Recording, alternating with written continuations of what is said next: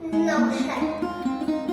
কাজী নজরুল ইসলামের ১২৫তম জন্মবার্ষিকীতে আমার শ্রদ্ধার্ঘ কবিতা চিরশিশু, কবি কাজী নজরুল ইসলাম।